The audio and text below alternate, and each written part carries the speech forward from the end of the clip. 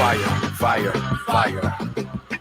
Good day, everyone. It's Peter Dunn, Pete the Planner, host of the Pete the Planner Show. Happy New Year. It's the year of the, I don't know. Damian Dunn joins me. Dame, you know, like in the, was it like the Chinese calendar? There's like the year of the whatever. What is the year of, year of the tiger? Grr, my friend. Welcome to the show. Grr, back to you. Oh, year of the tiger. Who's your favorite tiger? Tony. I'd go with Manticore. Oh. I don't know. I think it's one of Siegfried and Roy's old tigers. But you know what? Now that I say that, I feel like it's the one that mauled Roy. I feel bad. Was there a tiger in Thundercats? Tigro. All right. Maybe. Anyway, hi, everybody. This is a financial show. Yeah. Hope you had a good holiday. Dame and I took a week off to spend times with our family, throw another log on the fire, so to speak. And so to speak, I mean, literally, I don't know what the euphemism throwing another log on the fire would represent. But alas, here we are. Dame, you have a good holiday? I did. It was very quiet. Didn't have to travel anywhere. And didn't have to shovel out any blizzards. Jeremy, hello, our friend. Happy New Year to you. Good to be with you. So, Dame, I'd like to announce all sorts of we've got fun things for the show this year. I don't know. We're going to do our best. It could be fun. It could be bad. Today's going to be a good show, though. I can guarantee today is going to be a good show. No doubt about that. Do you have that same feeling? I do. I think we're poised to start very strong. All right. So, Dame, I added a new ticker to the bottom of the visuals. For the people on the podcast, you don't get the visuals. You like it? I do. All right, I do. There we go. Okay, Dame, here's what's on the show today. Here's what we're doing. We are doing a market recap, all the different markets, crypto, commodities, equities, bonds, all that. We're going to talk about what happened in 2021, which of course means you and I get to review our big stock pick adventure for 2021. Who won, who lost. It's a mixed bag, everybody. And then we make our picks for 2022. We also answer a question from a person that said, enough already. I'm saving a lot of money. Can I stop and enjoy life? I kind of like those, so we'll do that. Of course, the biggest waste of money of the week in the news. All right, Dame, you ready to go? Let's do this. Should I check text during the show? I mean, that's what an amateur would do. I know. That's what I just tried to do. It's an important text, too. That's the problem. It's always the problem. You want to read it to everybody? No. Oh, okay. Dame, here we also noted that for some reason, even though I'm hardwired into the internets, my connection is going to be weird today. So everybody, sorry. And what's with that I said it in a way that made it seem like it's other people's fault. Let's get started. Okay. Here we go. Starting the show. In 3, 2. This week on the Pete the Planner Show, we answer your money questions. Here's how the show works. You email us, askpete@petetheplanner.com. That's askpete@petetheplanner.com. And when you do that, amazing things may happen. What? I'm not sure. We could answer your question on the air, and we're going to do that here in the third segment. By we, I mean myself and Damian Dunn, no relation whatsoever, Vice President of Advice at Your Moneyline and Hey Money. Hello, Dame. Hello, Pete. Dame, this week, you and I are talking about the 2021 market review, our predictions for 2022, and an email question from a person who said, enough already. Can I stop saving money? There you go. So, Dame, you're good to go for the year? I think so. I think we took that little bit of time off. We're refreshed, ready to go. All right. Here we go. Dame, it's the year in review, 2021. How did the market go? Let's begin with the top sectors of 2021. You've seen the chart. In fact, you've sent me the chart. Do you know what the top asset class was in 2021? Crypto. It was. In fact, more specifically, Bitcoin. Now, if we're being fair here, I don't think it's taking into account like Dogecoin and all of those sorts of things. I think I went with the major crypto, which is Bitcoin. Bitcoin was the top performing asset class of 2021 at 59.8%. This does not surprise you? No, not at all. I mean, it seemed like you couldn't turn anywhere without having some story about crypto put in your face. And on top of that, you had a lot of people who were just finally threw their hands in the air and said, all right, I got to get in on this and figure it out for myself. And they did. And they participated, and it continued to drive the price higher and higher. 3% lower, just under 3% lower at 56.4% was crude oil. That was crude oil. Crude oil, and I will just make this note, and I will probably make it a few times during today's show. I don't invest in oil, specifically crude oil. I don't have investments in crude oil.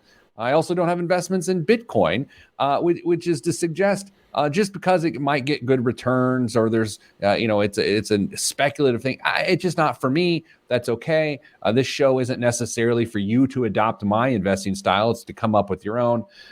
So Dame, crude oil did fine. The S&P 500 commodities index did 37%, and the Dow Jones real estate index did 35%. And now we are on to the stuff everyone cares about. Actually, that's not true because people care about the crypto.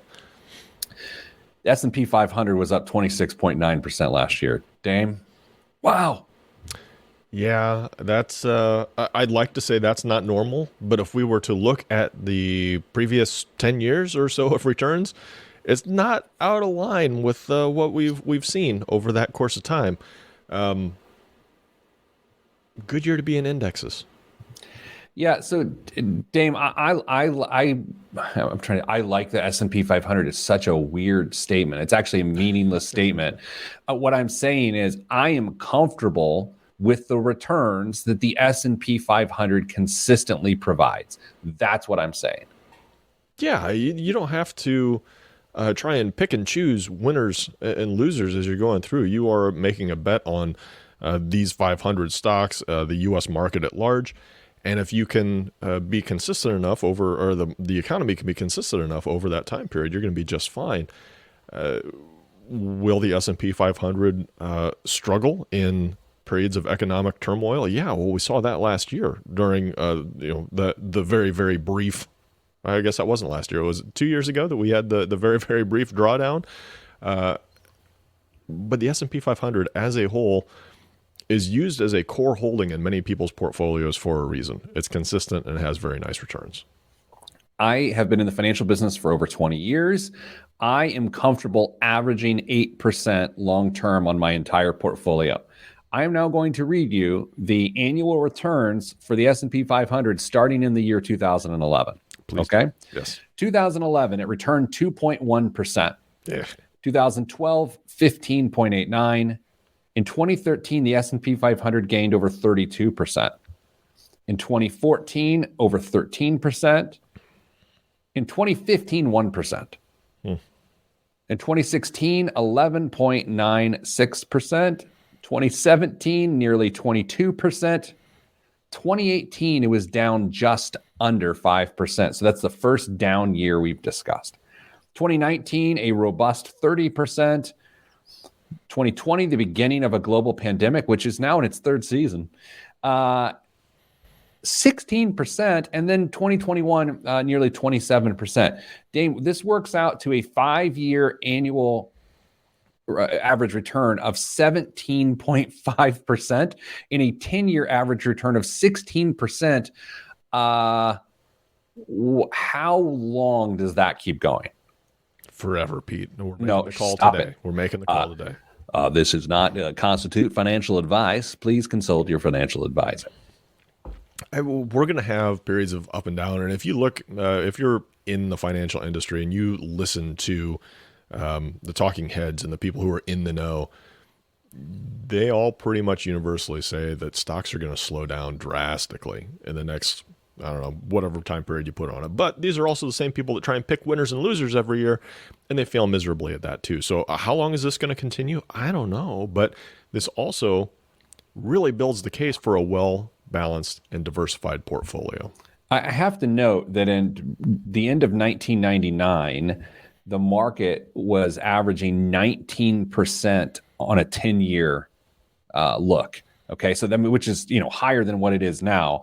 But then the following years, -9, -11, -21. Yeah. And now throw September 11th in the mix and 2 wars and some other things, and you've got some complexity there. But you get my point. Now, the other thing you and I, of course, were nerding out over before we went on air today is the 60-40 portfolio and how it's performed. 60-40 portfolio is 60% S&P 500, 40% bond index. And Dame, the 60-40 portfolio did 15.43% last year. 15%, and you're 40% in bonds. What? Which were underwater last year. Yeah. So you took a loss on 40% of your portfolio and still made double what your target return could reasonably be in most years. So 60-40 portfolio, even though folks may think it's very boring and bland and doesn't give you I don't know, whatever they want to say, but 60-40 portfolio has proven long-term to be a very good strategy to invest your money. I think, especially if someone approaches retirement where they need to take down the volatility a little bit, the 10-year average return on the 60-40 portfolio right now is 10.89%. Give that to a pre-retiree, give that to a retiree on a consistent basis, and I think you'll have some smiley faces. Even though the smiling faces arguably is covering dentures. Dame, on a 25-year number, 8% on that 60-40 portfolio. Here's my big, bold assertion that can get people angry. That's not meant to make people angry. It's just how I feel.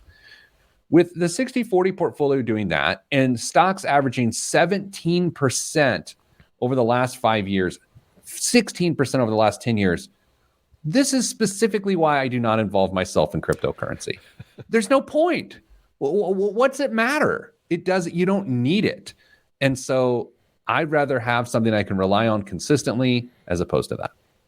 Wow, those are fighting words, Pete. They're not. I mean, at some point, my hot takes just cools down, but that's how I feel. Coming up after the break, we will reveal who won the Stock Pick Challenge of 2021, mixed bag, and who will win 2022. We're going to make our picks next on the Pete the Planner Show. I'm Pete the Planner.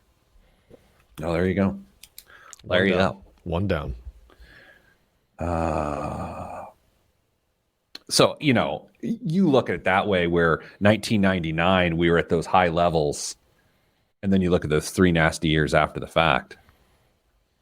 But here's what our market hasn't had to deal with for 20 years. 3 down years in a row. So when that does happen, and yes, that will happen, although I feel like the Fed is so much more active today that they will pump bonds out into the marketplace and try to lift up the economy. I don't know how the modern investor, the 2022 investor, could handle 3 down years, but it's coming at some point. I think that it will happen, but as we've seen the Fed become more active and the up years become so much higher than what we would have traditionally expected, I think that means the down years are going to be that much worse as well. I can't wait for you to hit mute and clear your throat. It was so great because I was getting grossed out myself. Actually, we don't have to do this next part on air. We can do it here on the podcast and the live stream. I want to finish up some other returns from last year. The Russell 2000, which is small cap stocks, was up 13%. The U.S. dollar index was up 6%. U.S. treasuries were down 2.5%. Gold was down 3.6%. Silver was down 11.7%. You know what stinks about this chart is the NASDAQ's not on here. Like, why put this chart together and not list the NASDAQ? You know what I mean? We can write a very strongly worded email to the creators. Man, should we say where we got this from? They've got really cool charts. I agree. Visualcapitalist.com. Yeah. Visualcapitalist.com. Well, It'd be better if you got the NASDAQ involved with their visualcapitalist.com. Thanks for your help. Okay. Dame, you ready to reveal our stock results from last year and to make our picks for this year? I'm nervous. I got to write them down because I'm going to forget. You know what? Yeah, that's a fair point. I still haven't picked my one. Well, you're up or you're down? Yes. All right. And then we're doing S&P 500 prediction, your stock of the year, and your loser of the year. Jordan says on the live stream, Happy New Year of avoiding Speedway gas station breakfast sandwiches. Attaboy, Jordan. Yeah. Maybe you can rebrand as the audio capitalist, skeptical economist 2.0. Troy, that's very funny. For longtime listeners, they'll know that at one point I had the show named The Skeptical Economist. I don't know if I actually went to the air as The Skeptical Economist. I thought about it. But it's an embarrassing thought that I wish I had never shared. Yeah. Okay, let's start the show. You ready? Yeah. 3, 2, 1. Back on the Pete the Planner show. Dame, it's that time of year where we reveal the 2021 stock picks winners and losers. You and I made fun predictions about this time last year of which stock we thought would do well. We talked about what we thought the S&P 500 would do. And it's just important to note, I need everyone to know that this is not investment advice. This is a novelty. Dame and I are competing against each other. Do not, under any circumstance, act on what we're about to say. Damien, do you agree with that? Yes, this is a fun little lighthearted competition that Pete and I have to prove that one of us is better than the other. And in the live stream, if you want to put your picks in the chat, feel free to. And so here's, you can say stock of the year, loser of the year, or you can give your S&P 500 predictions. So, Dame, without any further ado, because no one likes further ado, let's review what your stock pick of the year was for 2021. You chose what stock? Thor. Tell us about Thor. Thor is a recreational vehicle manufacturer located in Indiana, and they had a very, very nice 2020, and I thought that was poised to continue on into 2021, and they were very strong about halfway into 2021. I believe Pete sent me a return with some crying emojis at one point, knowing that he was just in trouble with his pick compared to mine. And it cooled off tremendously towards the end of the year, but still finished positive. All right, Dame. Well, it did finish positive, and it finished up 11.59%. In any year, I would take 11.59%. Kudos to you. Thank you. I chose a little outfit out of Atlanta, Delta Airlines. I don't know if you've heard of them. I believe they love to fly in at shows. Maybe? Is that United? It certainly wasn't make money. Oh, boy. It was that they were down 2.81%. I lost very badly. My idea was that we weren't going to go through a third year of a global pandemic, that 2 is enough, that after season 2, we'd be done. Turns out we got renewed for a third season of a global pandemic, and we figured that out in the fall, and I did not help the airlines. And so I lost. Dame is smarter than me as it relates to that stock pick. Now, however, our S&P 500 picks were a little different. Dame, what did you choose for the S&P 500? Are we going with my refresh pick? I think, didn't we have a period where we could change our picks midway through the year? Tell us both. I feel like my first pick was 11, somewhere around there, 11, 12, and then I bumped it up because I was feeling pretty bullish and went to all the way to 14 or 15, somewhere in that neighborhood. I started the year by saying 22 to 23%. The S&P 500 finished at 26.89%. I win. And I stuck with my pick the entire year. I win. However, now it is time to reveal our picks for 2022.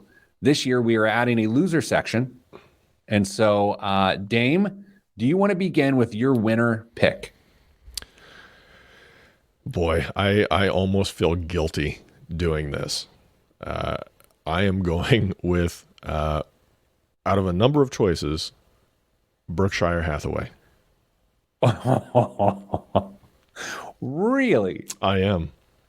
Really? Yep. That may inform you a little bit on what I think the S&P 500 is going to do this year, but I think Berkshire is poised to perform well in up and down markets. Okay.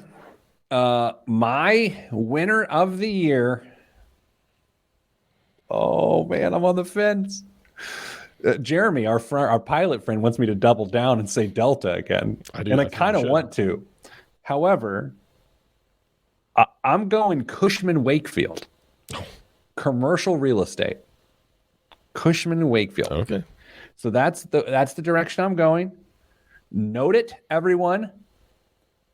Now, Dame, let's choose your loser of the year for 2022. And it can't be me. It has to be a publicly traded company. Full disclosure, if you would have gone Delta for your winner, I was going to go Delta for the loser. I knew that was going to happen, so I didn't do it. All right. Loser for the year. I am going on a purely emotional play and saying Twitter is going to be a loser this year. Okay. Well, you know what? I have to say my pick is not that different. Oh. And I am going to disclose. Actually, I should disclose a couple things because I like to keep it on the up and up. I do own shares of Cushman Wakefield. Huh? And I want to note that my loser pick, I also own shares of them, and I am not getting out of the position. Fair. Amazon. That's a flyer. I am unlike the Delta pick, which is also a flyer. This is a risky pick, and I understand that. But it had a terrible 2021 and an amazing 2020. I don't know. Something tells me it's not going to be good in 2022. We'll see. I don't know. Well, neither do I. That's why we're idiots. Okay, now your S&P 500 pick. What's it going to be? We're talking full year, right? Not just all year. Okay. Yes. So January 3rd, first day of trading on.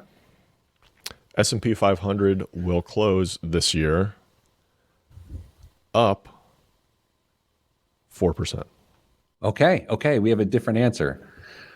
I believe the S&P 500 will close up 7%. Ooh. In this year. So we are on the same page. We're just on a different place on the page. Yeah. I hope I'm wrong. Same. So I would say actually, not that we're doing this, but for what it's worth, it's going to be 7% or less. Right? I mean, and by less, I mean, you could see that little hyphen in front of your return this year that people don't like to see. I very nearly went that way. I know. But I couldn't bring myself to put that juju out there. It's going to happen at some point. And I think this giant, bull market we've been in, it's got to end. I'm not a sky is falling guy. I'm not worried. That's the thing. I'm not worried when we go to a bear market. Because the longer you have done this and the longer you've been an adult investing, the less you care about a few down years. Yeah. Because ultimately, had you bailed in 1999 at the beginning of 3 down years, you would have regrets. Yeah, and if you keep investing during those down years, you're going to come out much further ahead in the long run because you're buying the same stuff that you liked before at a cheaper price. So when it turns around, you're going to be in much, much better shape. Of course, we do a live stream of our show, and we asked people to put their picks in the chat. Daniel, listener, says S&P 500 up 12%. Stock of the year, AT&T. Oh, interesting. And then loser of the year, AT&T, as soon as I put money into it. That's funny, and that's, oddly enough, how investing feels like it works most of the time. All right, Dame. So now that you've heard my pick, and I've heard your pick, where's your confidence level on stock of the year? I'm feeling good. There were a couple that I've kicked around. Maybe we should discuss those off the air about the ones that I considered and the ones you considered for the winner of the year. But I'm feeling pretty good that Berkshire can pull. All right, I feel good. I'm beating you on that one. How about loser of the year? How good do you feel compared to mine? I won't be upset if I lose that one, but if I win that one, I will have a slight guilty feeling of happiness. All right, coming up after the break, your questions. Can you quit investing? That's next. I'm Pete the Planner. We need to write down our picks so you don't try to change them midway here. Yeah, that's probably fair. I picked Amazon and Cushman Wakefield. What did you pick? You picked Berkshire Hathaway. Berkshire and Twitter. Man, that's the great tip off when you were like Berkshire Hathaway. I was like, okay, well now now we know where he's going. Yeah. All right. I picked a mutual fund for my pick this year, essentially. I just wanted to note, and I don't need credit for this, my texts are blowing up. My Slack is blowing up. I've got Slacks that say I have emails, and I'm not checking any of them because I care about you all. Mute all those notifications, Pete. Oh, I got to stop. Now my text chain with my guys is like 17 deep. How come I'm not getting in those texts? I'm not one of the guys? No, you can't be on this chain. It's at this point, it's... Anyway, let me pull up the question. I've not really read it. I kind of read it, and we're going to do it. So new year, still me. Same us. Wait a second. Where is it? Oh, she put a bunch of them in there. Just two.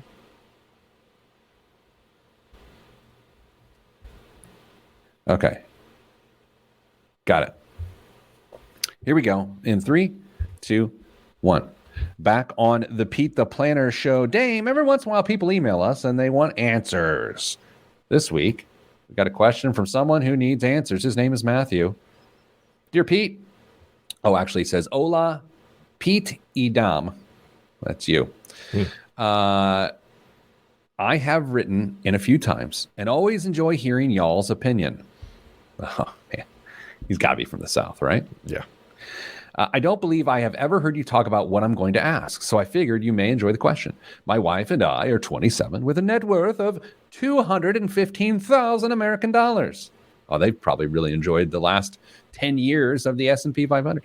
We have a duplex that cash flows enough to pay for our current living expenses. Really? I know. Well, can we pause here for a second? Yeah. Okay, okay, for those that don't know, a duplex is a home with 2 front doors. Mm-hmm. One of the front doors is yours, generally speaking, and the other one is someone else. What I can't determine here yet, because I have to read further, is they have living expenses in there.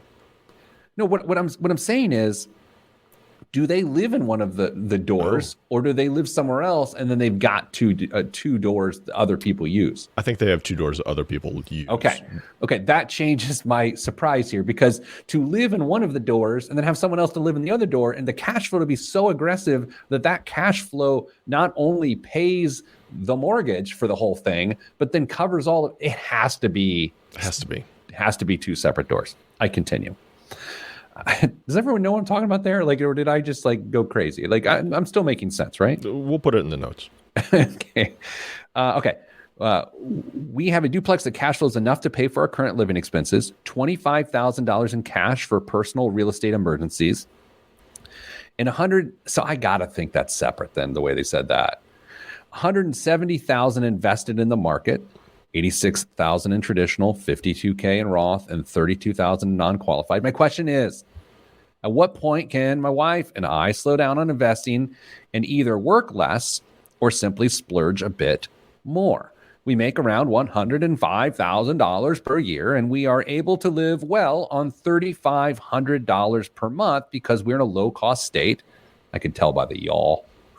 Was that rude? What I just say felt rude. I said it. It's because it was. It was. I'm sorry. I say y'all for what it's worth. Occasionally, and don't have any consumer debt. I know how compounding works, so my goal has always been to invest more now and let it grow for the future.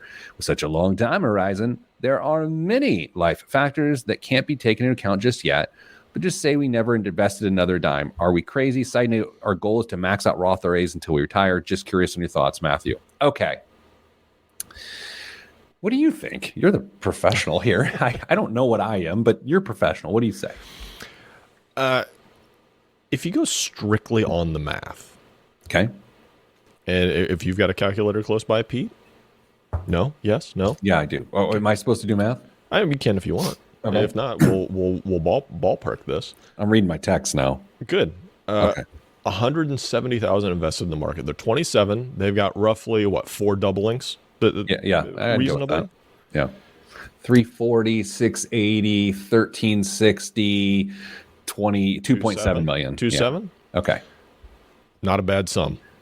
Not a bad sum. But Yeah. they're also going to max out their Roth IRAs over the next however many years they choose to do that. If we call it 40, I mean, that's going to add up to a significant amount of money. All right. So we've got a nice pool of cash sitting there. We also know they've got a duplex that I'm assuming they're going to hold on to. This cash flowing a fair amount. They're going to have Social Security. Even people who say, we don't know what Social Security is going to do, there's going to be some Social Security benefit. We just don't know how much it's going to be. Sure. And if they can truly live on $3,500 a month, even if we take inflation into account, I think there's a chance they could pull it off if they continue to contribute to the Roth. I would go the extra step of making sure that they're hitting at least the match in the 401k. But the math says, pure numbers, if $3,500 a month is accurate for the rest of their lives, they could pull this off. I agree. I just have to make a couple notes here. And the first one's condescending, or it sounds condescending, but it's not meant to be. It's about experience. Mm-hmm. At 27 years old, a lot of life hasn't happened to you yet.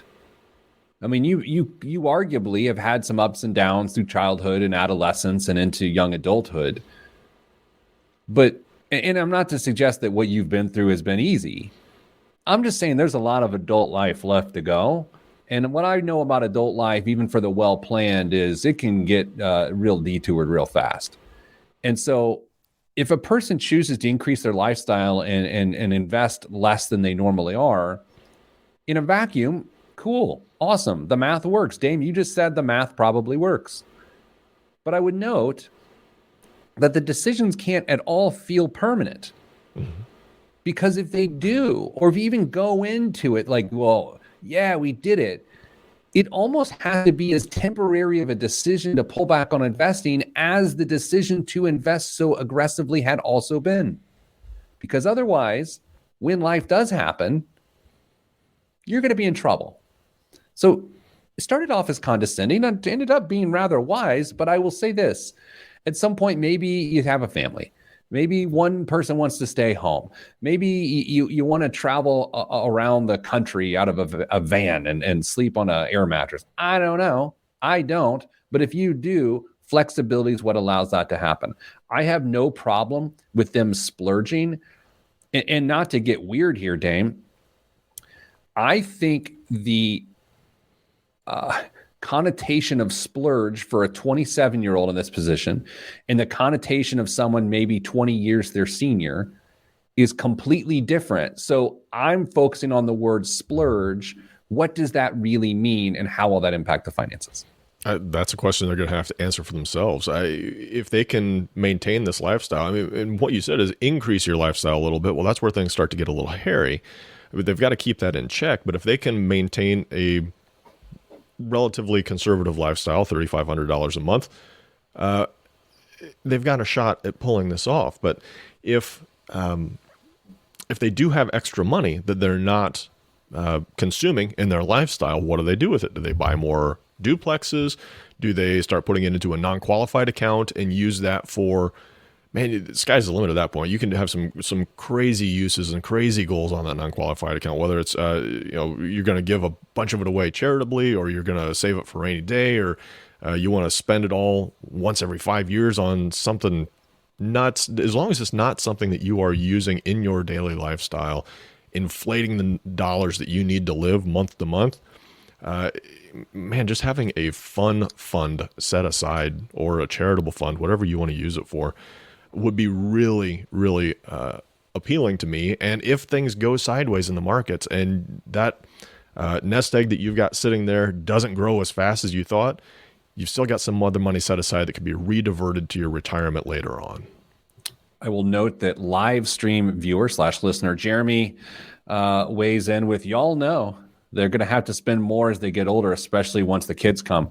Dame, maybe next week we talk about how expensive kids are. I mean, Mrs. Planner and I had our year-end meeting last week. I love it. My favorite. We had a great time. We gave each other a hug afterwards. It was nice. Like, we were feeling good. Not that good. And I thought, man, most of our money goes to our kids' activities, like in terms of discretionary spending. So I'll note $3,500 works for now. It won't work for now for in perpetuity. And I would also note that even if they increase their lifestyle by $1,000, $1,100, you're increasing it by 33%.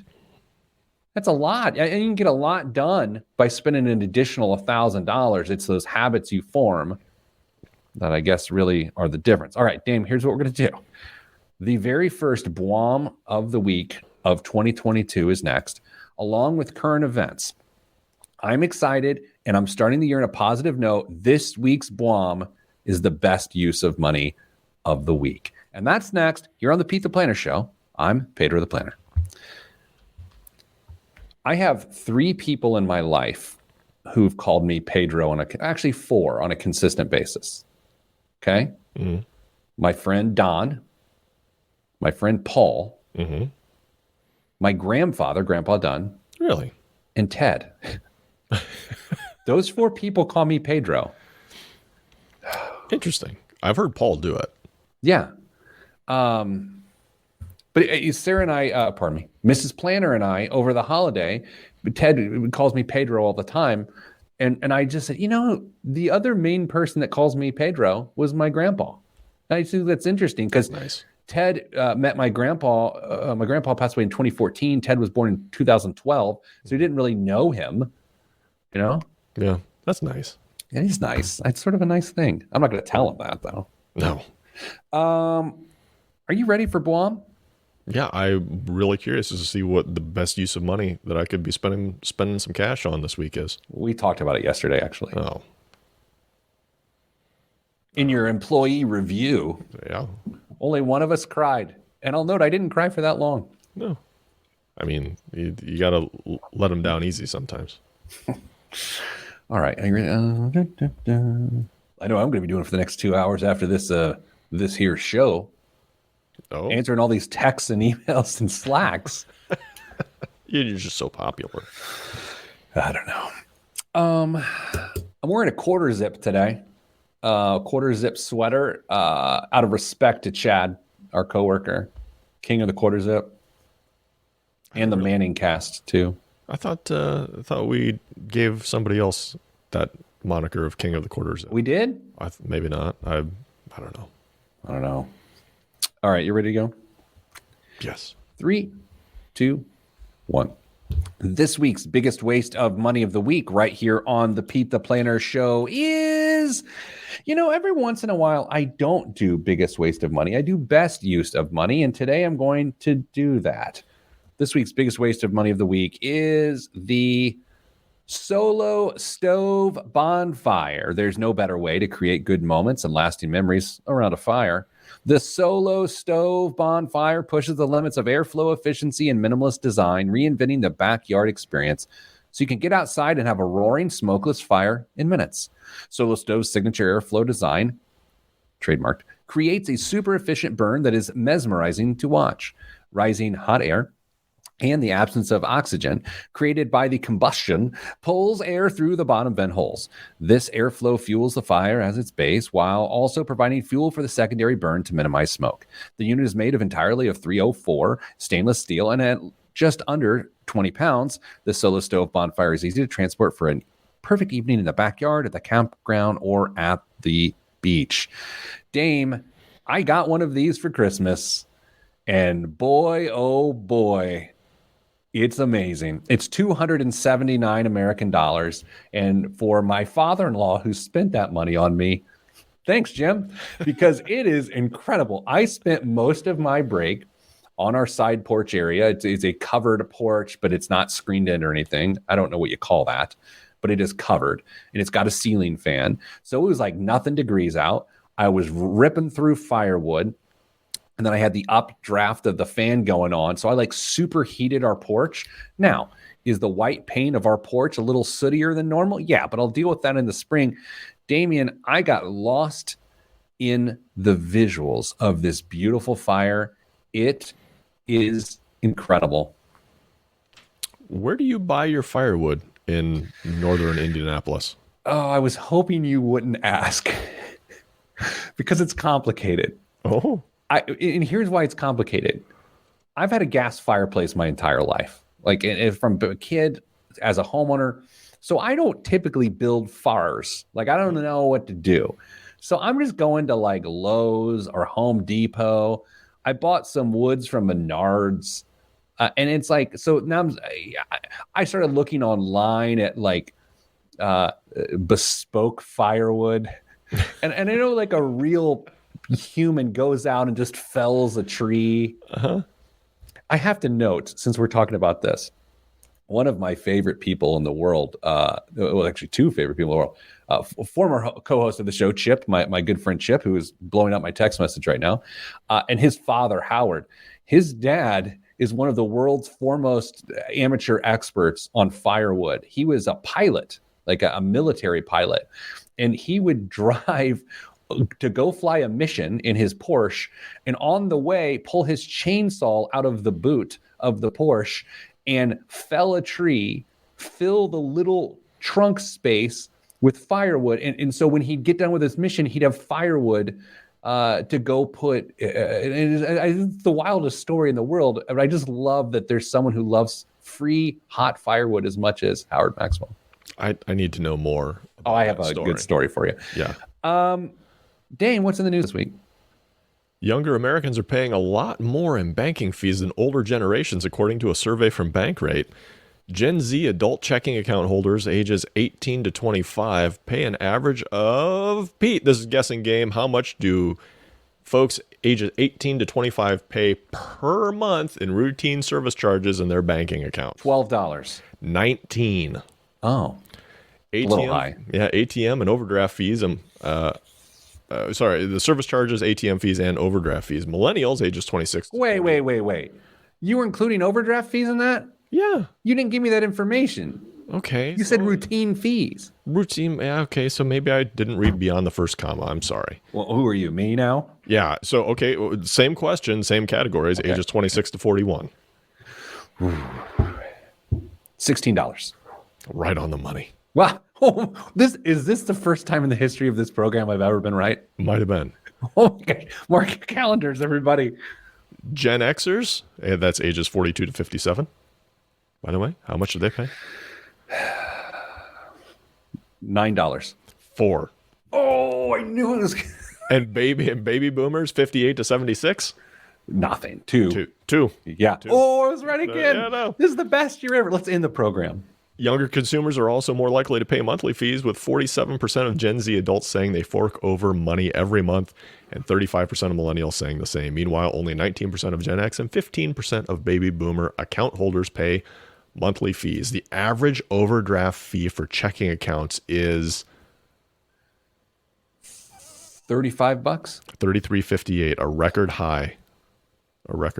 I'm pretty good at this. I will say this, weird admission, and this is where I have weird things in my life. I don't care about bank fees. Like I don't, like, everyone's like, why pay? The banks do a lot. Like, they're clearing all your transactions. Like some things you pay fees for and you get mad at. Personally, paying a fee to my bank doesn't bother me.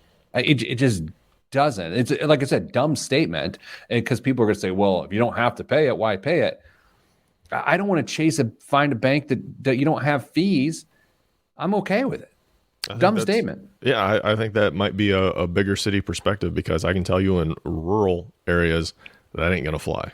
Well, you're out there felling your own trees. Yeah, well, I may have done that just before the end of the year. So take it. So you have felled a tree. Am I using the conjugation correctly? I think so. You felled a tree? Technically, the tree was already felled, but I cut it up with a chainsaw. Oh, I would love to do that. I would love to watch you do that.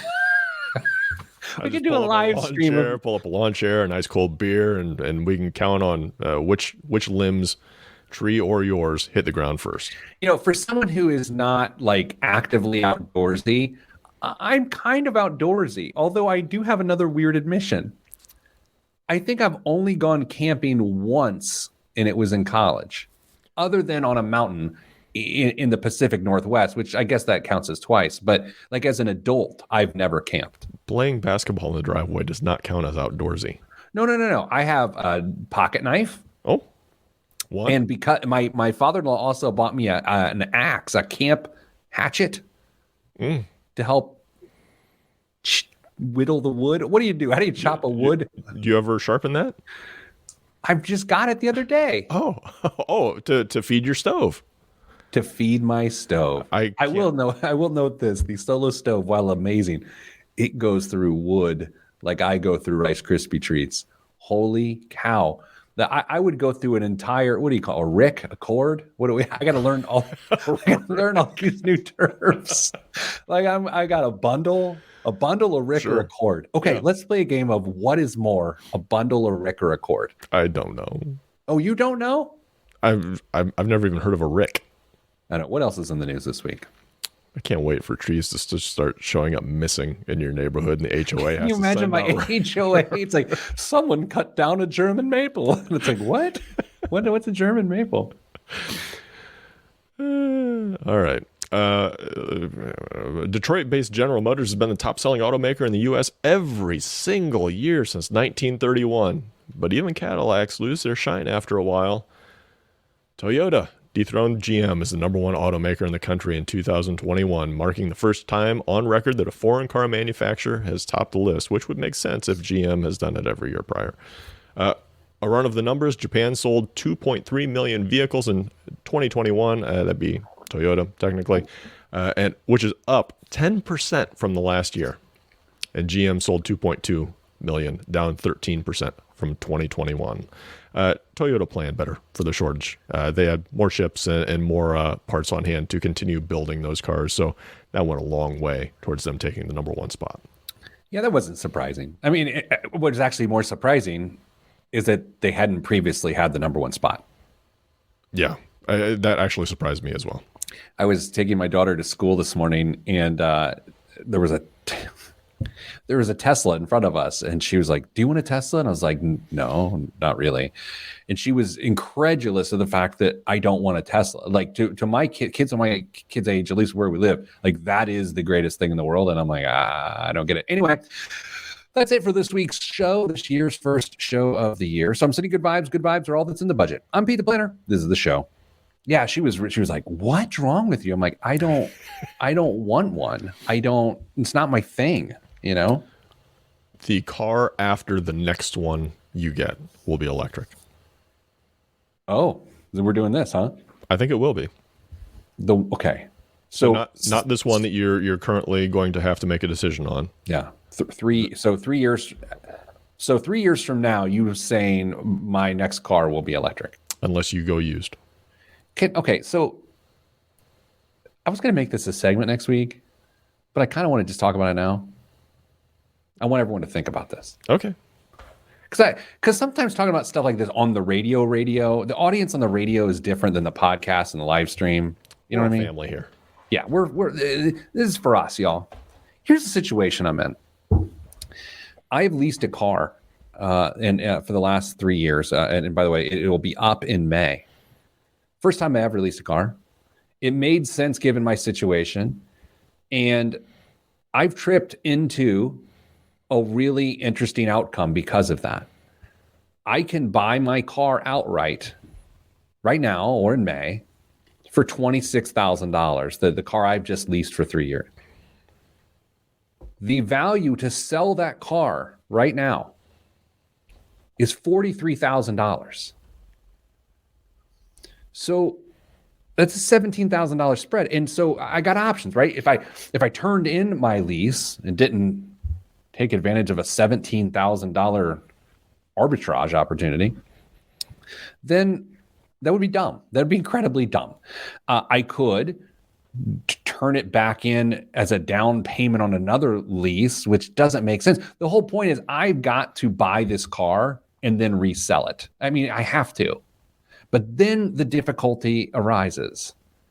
The reason I can get $43,000 for a car that cost me $26,000 is because of inflated used car prices. So how in the world am I going to secure a car in May or June that is not also ridiculously subjected to those inflated prices? Dame, do you have any idea how I'm going to pull this off? No, it's the same thing with people trying to sell their home and then buy another one. It's the exact same thing, just on a smaller scale. My hope is to find another lease deal sometime in the next 4 or 5 months, and potentially even in like March or April when supplies get a little bit better, and have 3 cars for like a month or 2 until my lease is done, and then just buy it out. I could just buy it out now because I don't think there's a early buyout thing. You're pretty brand loyal. Are you looking at maybe expanding the menu of options? You know, that's a really great question. I have a Toyota product. I have had Toyota products for quite some time, since 2002, maybe 2004. That's a great question. Possibly, but I doubt it. Like, I like to say I would, but there's certain areas of my life that once I know something works, I don't like to futz with it. You know what I mean? That was futz. That was futz. Yeah. Is that the word? Yes. No, it is. Okay. In case your audio got jobbled, I wanted to make sure it was okay. So you think after I do this, 3 years from now, I will have an electric car of some sort? Yeah, I mean, you've already had a hybrid. We have a hybrid. Yeah. It will at very minimum be another one, but in 3 years, I think there will be a strong likelihood that you will move full electric. Here's what I can't get over. Here's what I don't drive to Florida on a regular basis. I've driven to Hilton Head twice, I think. I don't know. I haven't even driven to Florida. Anyway, I think I have. How do you deal with that?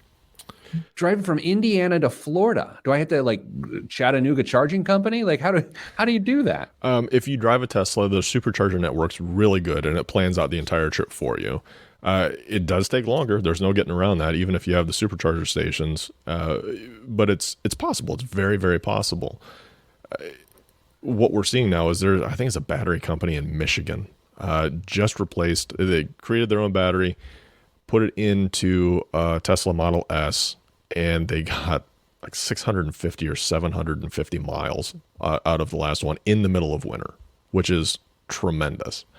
So battery technology is going to continue to progress. That range is going to continue to get extended, and it's going to become less and less of an issue. Now, I think where Teslas or electric cars in general really shine are the near home travels. I mean, if you had an electric car to drive within 90 or 100 miles of your location, you'd never have to worry about it. You'd never have to stop in a gas station, just drive home, plug it in, and you're over and done. I think you'll look at this potentially a little differently when you make this decision again in another 3 years. I spend roughly $70 a month on fuel for my car at these gas prices.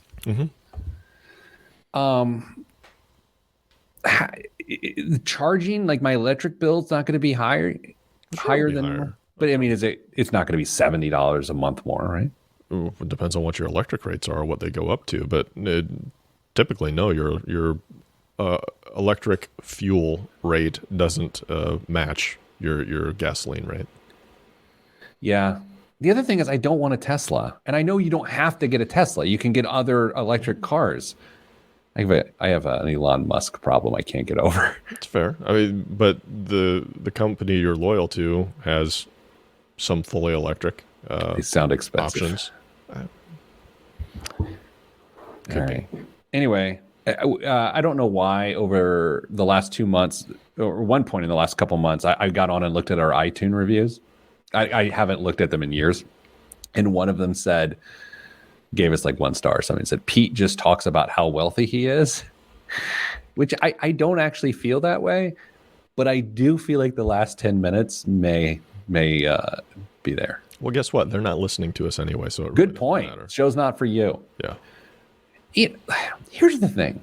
Whether someone has money or doesn't have money, it doesn't mean they don't have problems that need to be solved. That's the nature of empathy, right? Like, I don't want to get too deep into this, but that's why when people get mad at, like, the stigma of wealth, whether you have it or not, never resonates with me, because I know that someone is only dealing with what's in front of them, and it doesn't make them better or worse. That's why for this show, for the last 10 years, if I read a question about someone that's got $200,000 who's 27 years old, this show's not for you. If you go, whoa, like, this show's not for you. This show is for you if you hear $200,000 and you say, good for them. All right, let's figure out what we can learn from this. That's when I know the show is for you. If you hear of someone's situation on this show and you judge them as opposed to trying to learn from them, not for you. Choose a different show, like that person did, clearly. Or they're going to listen and leave another crappy review. And they went over to Joe's show. That's all right. Joe's the best. All right. Anything else you want to go? I gotta go. I got all these texts and whatnot. Of course, you've got people you need to answer to, not answer to, but tell them your opinions. You know what? It is like nothing degrees here in central Indiana. I'm going to go home this afternoon and sit on my porch and burn my solo stove and see if I can pull that off. I almost did that in a Zoom call yesterday because I worked from home. And then I thought, it's a bit much. Any chance that your soffit or ceiling in your porch is going to warp and get all wrinkly with all that heat going up? So now I have to Google soffit. Well, you might want to check and make sure you're not going to do some damage to your house. How tall's the ceiling in there? That's a good question. I would say the ceiling is 15 feet. You're probably okay. But, okay. I mean, maybe not. You might have thousands of dollars of damage there. Little Miss Muffet sat on a soffit, eating her curds and whey. Is that how it goes? Yeah, exactly how that goes. How are you going to be the buzzkill to me? I'm having fun. I got a gift. I'm burning woods. Did you not go through my review yesterday? Yeah, I know. You ruin everything. I do. I gotta go. I got a million things to do. You're not one of them. Oh, yeah. I'm not in that text chain. Hey, everybody. Stay getting money.